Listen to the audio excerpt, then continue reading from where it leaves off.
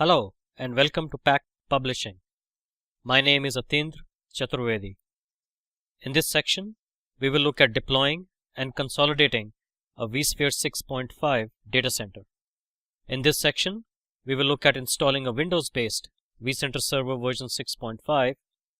We will then look at managing image profiles in a vSphere 6.5 deployment, followed by the auto deploy operation to load the ESXi image into a vSphere host. Again, we'll be using vSphere 6.5 as our basis.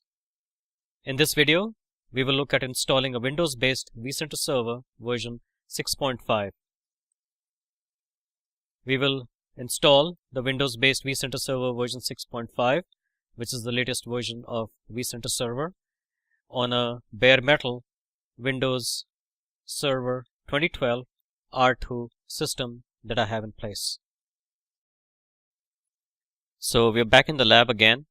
I'm logged into a Windows 2012 R2 server running on bare metal at the address 192.168.0.67, and I have a remote desktop connection to it from my laptop.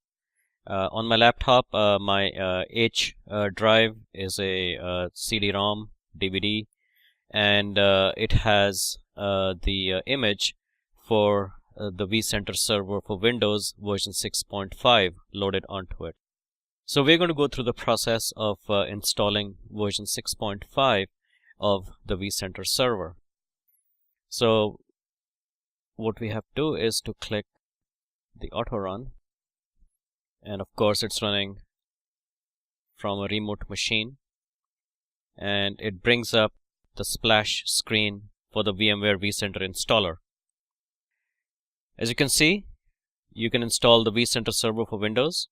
You can also install the vSphere Update Manager server and the download service, which we are going to do in a different section. So we're looking to install vCenter server for Windows version 6.5. I will click on install, and I say we can run this, and it's going through the process.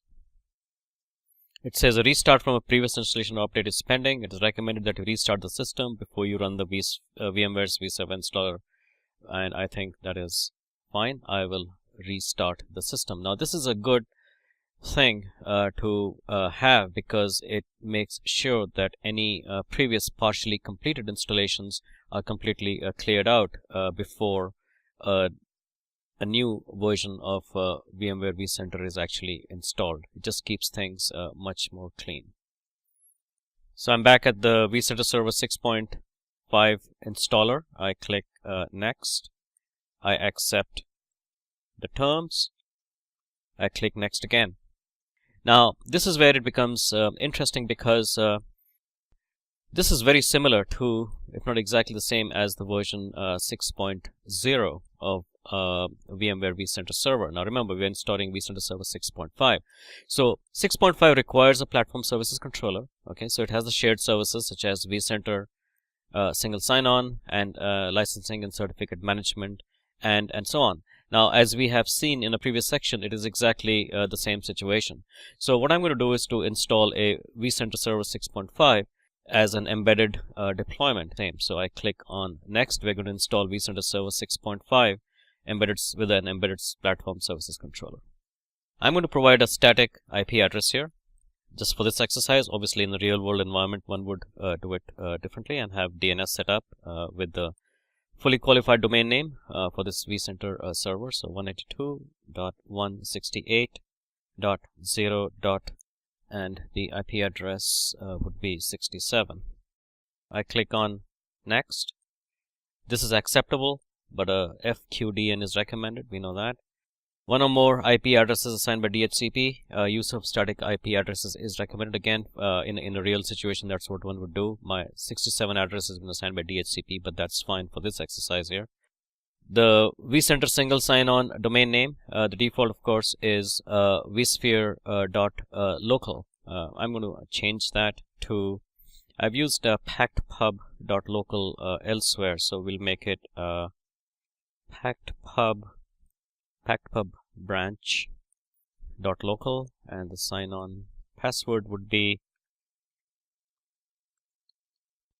and the site name would be branch. And of course, the single sign-on configuration cannot be changed after deployment, and I click next. And I am going to use the Windows local system account embedded database, which is VMware's Postgres. I will keep all these ports as a default, and I click next.